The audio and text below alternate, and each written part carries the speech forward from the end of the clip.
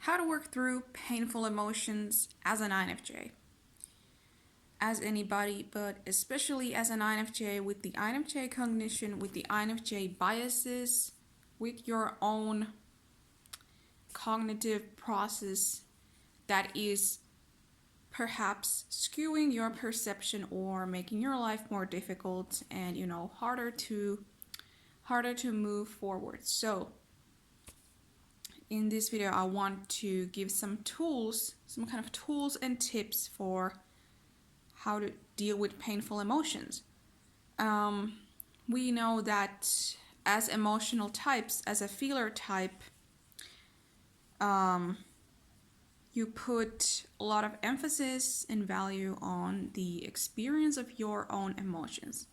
So consider this. There are lots of people who don't know what you're dealing with on a daily basis. Like, they have no idea how strong your emotions are to yourself and what kind of impact they have on you.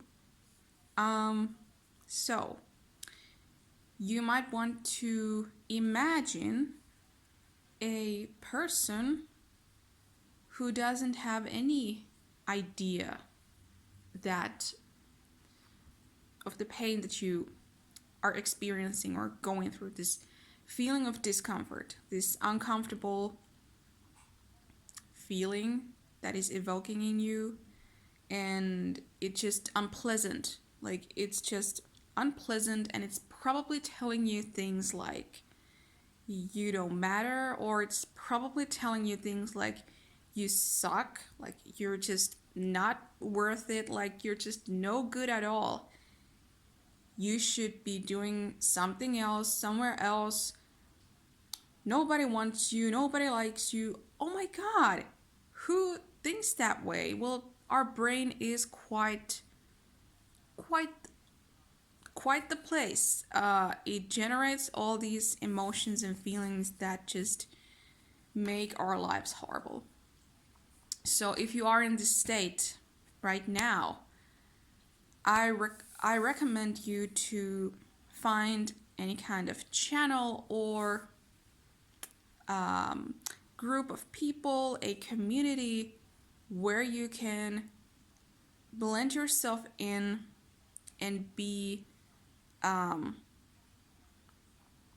feel like you are just one of the many people, just as you are. Like, feel like you are part of this group so that you don't feel like it's just you and your uncomfortable feeling, but it's you part of this group or setting, and these people in the group are here to help you, or they're here to not say those things to you that your own mind is telling you, or your feelings. Like, they can bring you another feeling tone, okay? And that's like the number one thing. Find a place, a source that gives you another feeling tone.